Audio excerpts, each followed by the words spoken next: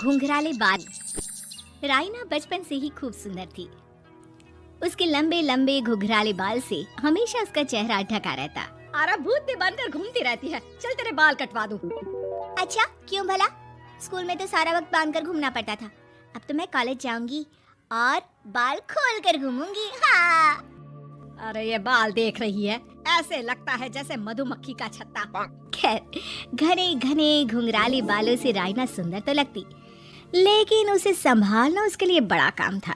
माँ, अरे माँ, शैम्पू खत्म हो गया है। इस बार वो वाला लाना ना, जो घुंघराले बालों को और बाउंसी बनाता है। माँ ले आना हाँ, जरूर से। कल मेरा कॉलेज का पहला दिन है। मैं चाहती हूँ सब मुझे देखकर जले। अगले दिन राइना कॉलेज पहुँचती है, जहाँ एक लड़का उसे छेड़ते हुए कहता है, अरे लगता है चाउमीन में सोया सॉस कुछ ज्यादा ही गिर गया। अरे मुझे तो चेहरा दिख ही नहीं रहा। लड़कियां भी राइना का मजाक उड़ाती है। अरे यार, ये कंगना की कॉपी करके कौन आया है? लोकल कंगना और कौन? राइना को सभी पर गुस्सा आता है, लेकिन वो कुछ नहीं कहती। स्कूल में तो बाल बंधे ही रहते थे, लेकिन कॉलेज में राइना एक लड़की से कहती है, हाय, मेरा नाम राइना है, मुझे आर्ट्स डिपार्टमेंट में जाना है। कहाँ से है रास्ता? अपने बाल हटाकर देखो, सामने ही बोर्ड लगा है। राइना को कॉलेज में भी दोस्त बनाने में दिक्कत आ रही थी। वो रोते रोते घर आ जाती है। माँ, मैं क्या करूं? आज तो सारा दिन लोगों ने न जाने क्या क्या बोलकर मेरा मजाक ही बना कर रख दिया।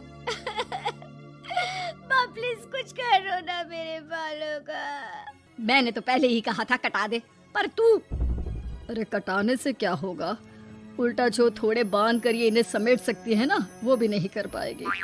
तो क्या मेरी कोई दोस्त नहीं बनेगी कॉलेज में, या मैं हमेशा लोगों के मजाक का ही शिकार होती रहूंगी? राइना जोर जोर से रोने लगती है। तभी उसका छोटा भाई आ जाता है और राइना के बालों के बीच एक पेंसिल छुपा देता है। तभी उसका दोस्त भी पीछे से आ जाता है। अरे ढूंढो ढूंढो, कहाँ है पेंसिल? मैं नहीं बताऊंगा। दोस्त काफी कोशिश करता है, लेकिन उसे पेंसिल नहीं मिलती। वो वहाँ से चला जाता है। थैंक्स दी, आज आपके बालों ने तो मुझे बचा ही लिया। अच्छा, बहुत दिनों के बाद बालों को लेकर कुछ अच्छा सुनने को मिला। मुझे भी पहले लगता था कि मेरे बाल सबसे सुंदर है, लेकिन अब पता चला। अरे क्या पता चला, क्या हो गया? देख, किसी भी चीज के ना दो पहलू होते हैं। या तो तुम बालों से ही लोगों का मन जीतो, या फिर रोते रहो। अब ऐसे घने बाल तो तुम्हें भगवान ने दिए हैं। राइना को पिता की बात समझ में आ जाती है। वो सोच लेती है कि जिन बालों के कारण वो कॉलेज में एक भी दोस्त नहीं बना पा रही है, उन्हीं बालों से वो दोस्तों की लाइन लगवा देगी। अगले दिन कॉलेज में डेस्क में राइना बालों को आगे कर लेती है और लोगों को लगता है कि राइना का चेहरा पीछे है, लेकिन राइना घने घुंघराले बालों को हटाकर हंसने लगती है। देखा मेरे बालों का कमाल? इससे मेरा चेहरा भी नहीं दिखता और मैं चलती क्लास में सो भी सकती हूँ। सभी राइना को देखकर हंसने लगते हैं। क्लास में परीक्षा चल रही होती है, तो राइना अपने बालों में चीटिंग के पेपर छुपा छुपा कर आसपास के बच्चों की मदद भी कर देती है, जिसके बाद से तो राइना क्लास की हीरोइन बन जाती है। वाह राइना, तेरे बाल तो बहुत कमाल के हैं। मैं तो इन्हीं के कारण पास हो गई। और पता है, मैं तो अपने काम का सामान राइना के बालों के बीच में ही फंसा देती हूँ। जैसे जैसे काम होता है वैसे वैसे इस्तेमाल करती हूँ। अब तो क्लास में हर कोई राइना के साथ बैठने की जिद करता। राइना में इसे लेकर घमंड आ जाता है। उसे लगता है कि वही क्लास की सबसे डिमांडिंग लड़की है। फिर एक दिन, मैं इस कॉलेज में नई नई आई हूँ, क्या आप मेरी दोस्त बनेंगी? मैं? ओह सॉरी, मैं इस क्लास की सबसे डिमांडिंग लड़की हूँ।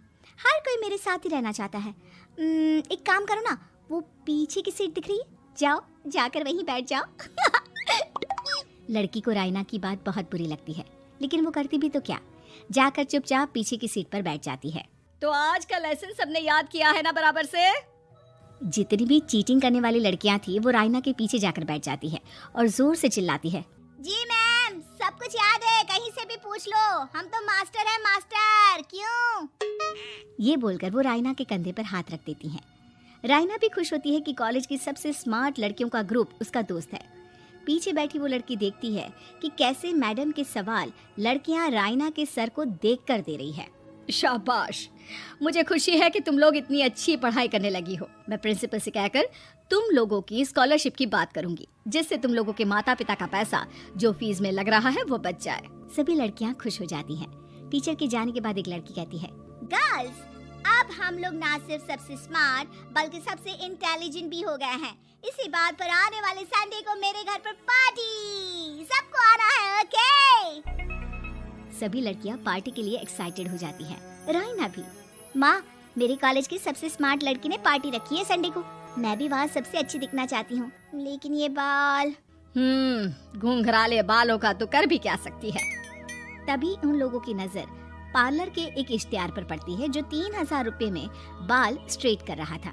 माँ, मुझे पैसे देना, मैं बाल सीधे करवा कर आती हूँ। संडे को पार्टी में सबसे अच्छी लगूंगी। बस फिर क्या था, अपने घुंघराले बालों को राइना पार्लर जाकर स्ट्रेट यानी कि सीधा करवा लेती है। और फिर पार्टी वाले दिन, हाय गर्ल्स, कैसी लग रही हूँ मैं?